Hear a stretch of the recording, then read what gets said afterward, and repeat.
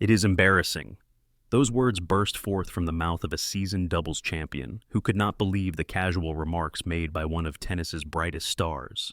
Indeed, at the heart of this recent firestorm stands Carlos Alcaraz, a dazzling figure on the singles circuit, and his seemingly harmless excitement about playing mixed doubles at the upcoming 2025 U.S. Open.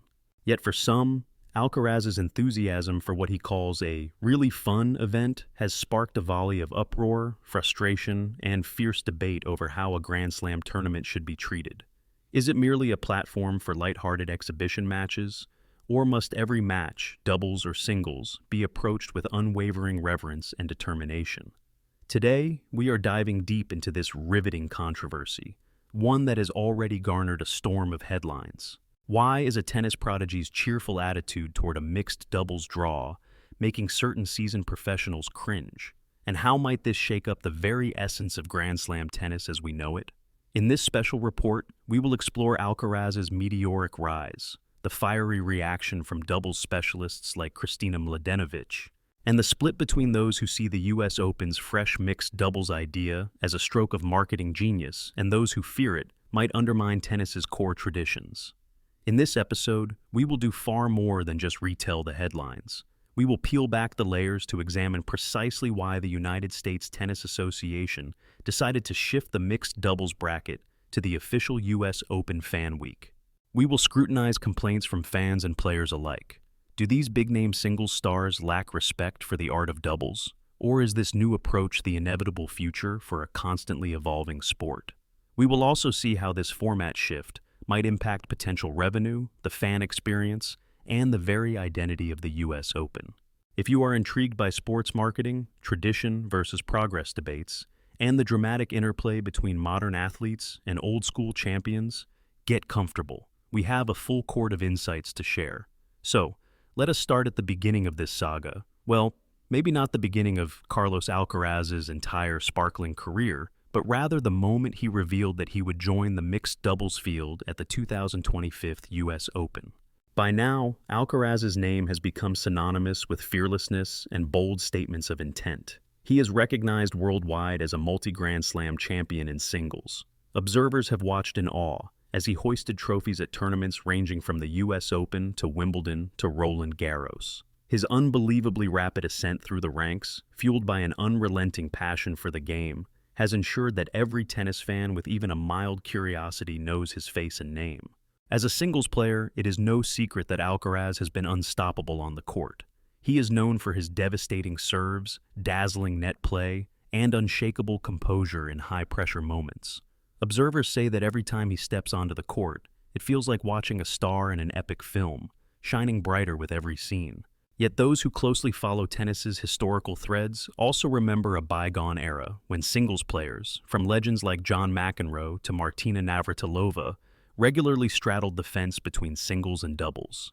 It was once common to see the jacket-losing antics of McEnroe and the unstoppable serve and volley brilliance of Navratilova in both events. Back then, the best in singles were often the best in doubles too, with both disciplines regarded as pillars of the sport's identity. But times changed. With tennis evolving, singles specialists found themselves devoting most of their training and resources to that single discipline. Doubles slipped out of the limelight, at least relative to the star power implicit in singles. This phenomenon did not make doubles any less strategic or physically demanding. It simply meant that mainstream coverage gravitated toward the singles bracket. Even plenty of formidable doubles experts, longtime veterans of the craft, accepted that the spotlight would often shine on singles' champions. Enter Alcaraz, who remains a self-professed newcomer to the doubles scene. He has admitted that, until now, he never stepped onto a Grand Slam doubles court, focusing his energy predominantly on singles. So, when word spread that he would take part in the 2025 U.S. Open's newly revamped mixed doubles event, and not just partake but do so with obvious enthusiasm, tennis circles buzzed with curiosity. Was this a savvy move to expand his brand? A marketing stunt orchestrated by tournament organizers? Or perhaps a genuine personal quest to explore new dimensions of the sport? To complicate matters, the mixed doubles bracket has undergone a radical transformation. Typically, spectators are accustomed to all doubles events coinciding with the main draw. But in 2025, this mixed doubles schedule will be placed within the US Open Fan Week festivities, just before the main singles events get underway. In years past, that pre-main draw window was commonly used to run the qualifying matches and stage various special exhibitions aimed at warming up the crowd.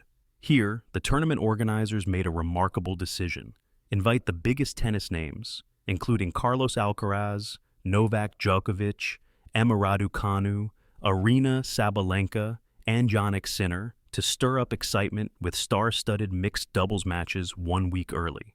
Alcaraz described the new format as brilliant, claiming it would be a really fun experience, even though he maintained that he hoped to show off at least some semblance of double skill to compete for the title. The emphasis of his remarks was clearly on the notion of excitement, novelty, and fun. Had his words simply generated a calm sense of eager anticipation among fans, perhaps this story would have quickly faded. But that was not the case. The electrifying moment arrived when Kristina Mladenovic, a 32-year-old French player who has racked up multiple Grand Slam trophies in doubles, shared her unfiltered thoughts. She saw this entire reconfiguration of the mixed doubles event as a slap in the face to players who consider Grand Slams to be the pinnacle of their careers, even in doubles. Mladenovic is no stranger to the glories of top-tier tennis. She has soared to the pinnacle of the WTA doubles rankings, notching multiple Grand Slam titles both in women's doubles and mixed doubles along the way. So when she discovered that Alcaraz, among other high-profile players, was delighting in how big-bonne the forthcoming event might be, she called such an attitude embarrassing. From her perspective, and from the perspective of several other experienced doubles players, a Grand Slam is not a place to be trifled with. Even if it is the mixed doubles bracket, they say each match must be approached with rigor, seriousness, and an unwavering drive to win. For these doubles aficionados, every inch of a Grand Slam's significance should be preserved. The hype and media coverage swirling around tennis's biggest tournaments form the foundation of their professional identities. Instead, they feel these new changes reduce the mixed doubles draw to a lighthearted exhibition, overshadowed by the bright lights of the singles game. Mladenovic particularly fixated on Alcaraz's comment that he would bring his doubles skills, but above all, wanted to have a fun event, seeing such language as an affront to the years of sweat, training, and mental toughness demanded by doubles at the top level. Suddenly, fans found themselves torn between two viewpoints. On one side, those who see the move as forward-thinking, an innovative strategy for the US Open to extend interest into a third week, guaranteeing more ticket sales and enthralling coverage from media outlets eager to show the star power of famous singles champions dabbling in doubles. Indeed, holding the event during the Fan Week not only sells seats but also energizes fans who might not have the budget or schedule to attend the main draw portion of the US Open. On the other side, purists fear this might degrade the prestige of mixed doubles. They ask, should an event at a Grand Slam be referred to as a fun experiment or a glorified exhibition? This conundrum highlights a profound tension at the heart of modern professional sports. Should tradition always hold firm, or can business-savvy modifications keep a league or tournament relevant in an era when top athletes have extraordinary global recognition? Kristen from California, a self-described die-hard tennis traditionalist, posted on social media, "If they want to do a fun event, fine, but do not dare call it a Grand Slam bracket. That name is sacred." Meanwhile, Manny from New York, a tennis fan who has attended every US Open for the last 20 years, expressed excitement, eagerly proclaiming, "This will be the biggest fan week in the tournament's history. We get to see Djokovic, Alcaraz, Sinner, and others up close even before the main draw. What's not to like?"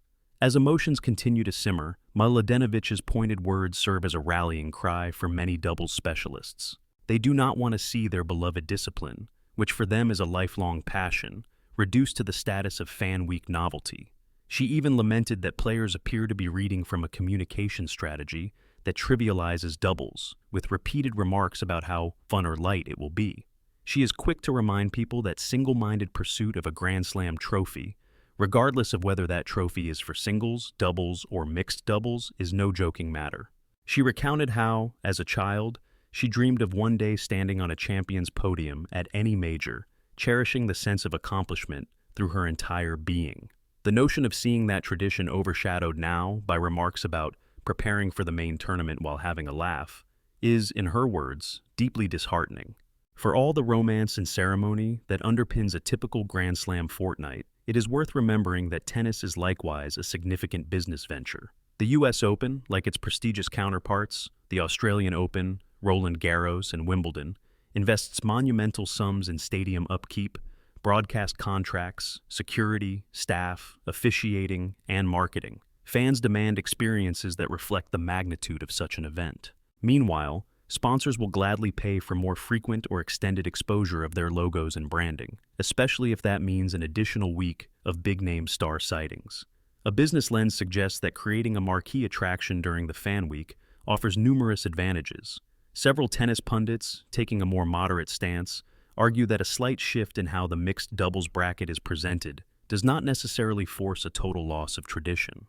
They point out that technology, rules, and schedules have been flowing and evolving in tennis for decades. Remember tiebreaks, Hawkeye, and lights on show courts that allow late-evening matches? Each of these changes faced fierce resistance initially, but eventually integrated seamlessly into the tapestry of tennis. Perhaps in a similar way, moving the mixed doubles bracket to a more crowd-friendly portion of the tournament is just another shift, albeit one that is accompanied by some unfortunate offhand comments that riled up the dedicated doubles community. But with tensions this high, how should tennis fans, especially those on social media, navigate the swirl of differing opinions? One thoughtful approach is to consider vantage points on both sides. Yes, the iconic brand of Grand Slams deserves sincere respect, as does every player who toiled for years in an effort to capture or defend a doubles or mixed doubles crown. But at the same time, tennis must remain innovative if it hopes to sustain audience growth in a rapidly changing sports entertainment landscape. Perhaps the real friction arises from the intangible sense that fun equates to lack of seriousness, a notion that doubles specialists believe undermines the credibility of their entire field. We can also reflect on the lineage of singles icons who once thrived in doubles. When John McEnroe or Martina Navratilova competed across multiple draws, they rarely dismissed any of them as just for fun. They exuded passion and raised the standard for success. If Alcaraz had inadvertently implied that mixed doubles is meant purely for laughs, then it is understandable that defenders of tennis's storied traditions would recoil at the suggestion.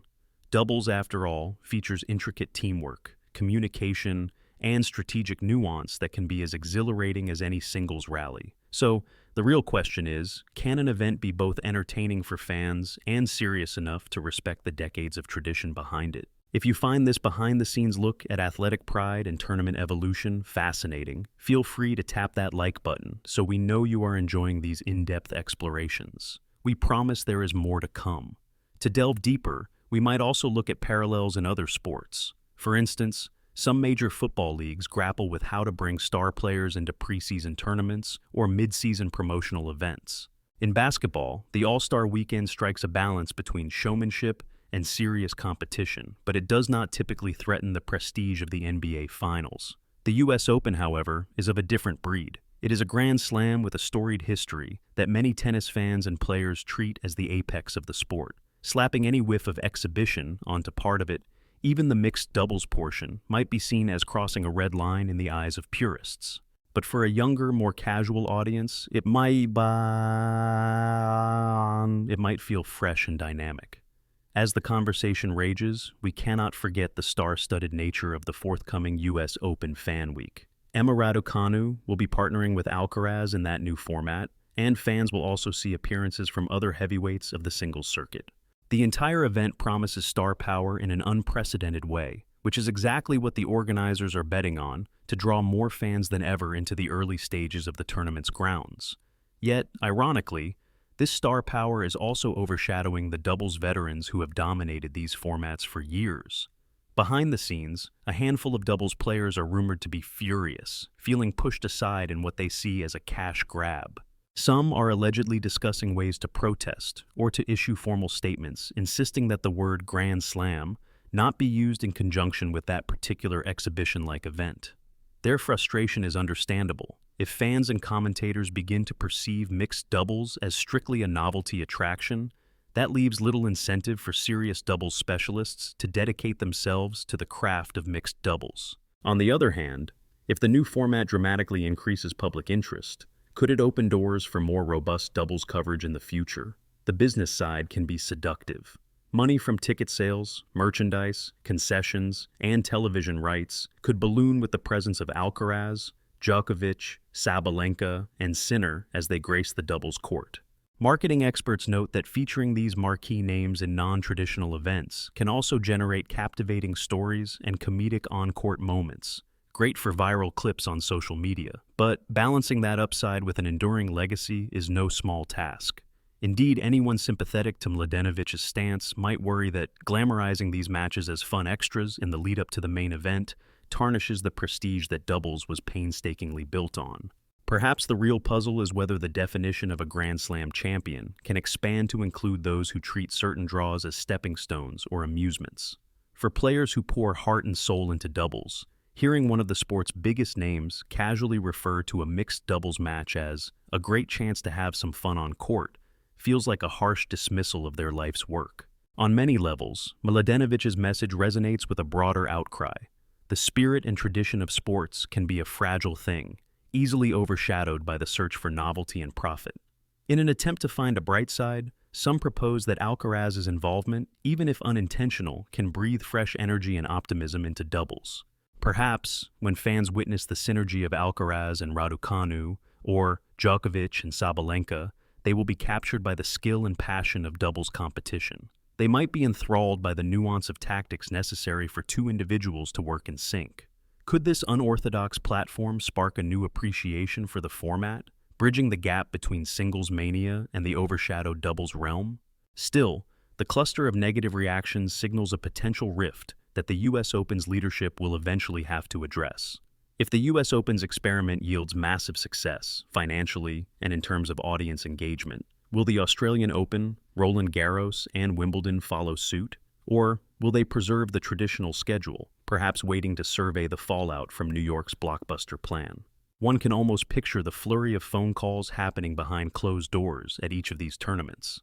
Imagine the discussions about brand identity, event tradition, and potential backlash from players who feel underappreciated. Many fans are also asking the burning question: if next year's event is a smash hit, will it be expanded or repeated? Or might the outcry from doubles stalwarts ring loud enough to force a rollback? From Alcaraz's perspective, he might never have intended to cause such a stir. His brand is built around positivity, the thrill of competing, and an almost childlike joy at every fresh opportunity. He might have broken some public relations rule by framing his excitement in terms that inadvertently offended the professional doubles community. Meanwhile, fans and critics debate whether Mladenovic overstated her point or merely voiced a long, simmering frustration that begs for a platform. According to some industry insiders, her condemnation might actually spark a deeper conversation about the role and respect assigned to doubles in modern tennis. The fact remains, this shift in how the US Open handles mixed doubles probably would have caused waves even without Alcaraz's remarks. After all, anytime a time-honored structure changes, controversy follows. Doubles specialists are understandably protective of their corner of the sport, and the social media era amplifies every spark of conflict, with fans, pundits, and players picking sides in an instant. Tensions can escalate swiftly, and backtracking or clarifying statements to satisfy everyone can become a near impossibility. Will the tennis world rally around a compromise? Or will this remain a deep-seated divide between singles superstars seeking a good time and doubles purists battling for the sanctity of their discipline? This is not only a friction point for the US Open. The ramifications for tennis culture and organizational decisions at other major tournaments could be immense. Some wonder if creative scheduling might provide a solution.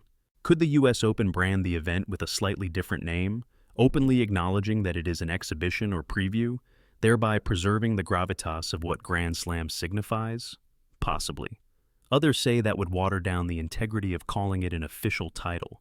If the winning pair is to be recognized as US Open mixed doubles champions, many believe every aspect of the competition should remain as rigorous and official as possible. What about the players themselves?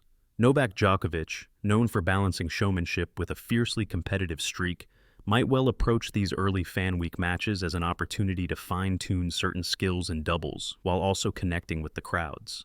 Emma Raducanu, who skyrocketed to fame by unexpectedly winning the US Open singles title at a young age, places great importance on positivity and outreach to the next generation of players.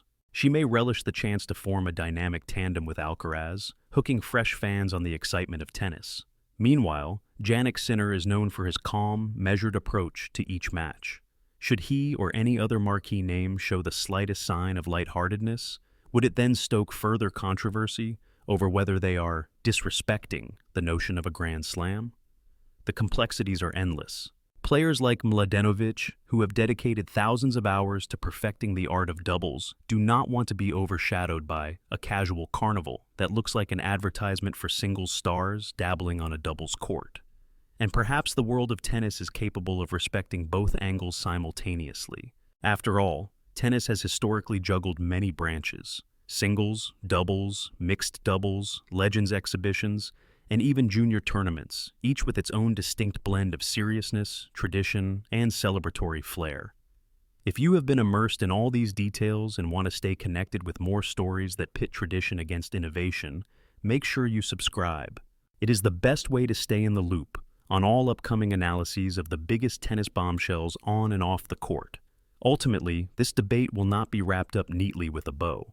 It is, in many ways, an ongoing dialogue about what we value most in sport. Is it the reverence for old rituals, the thrill of seeing new formats and charismatic superstars making tennis accessible to larger audiences? Or is it perhaps discovering the perfect balance between the two? As tournament preparations roll on, expect more voices to weigh in. More doubles specialists may step forward to express dissatisfaction or attempt to defend their turf. And the US Open's leaders might tweak a few details to show respect for the mixed doubles tradition. Could they, for example, schedule a formal trophy ceremony for the winners during the main draw festivities a week later, balancing the line between the fresh approach and the revered institution? Only time will reveal how the final details take shape. For now, the attention remains on Carlos Alcaraz, the inadvertent lightning rod of this entire conversation. Though it seems unlikely that he or other top singles players intended to demean the significance of mixed doubles, their public statements and jovial outlook have rattled the status quo.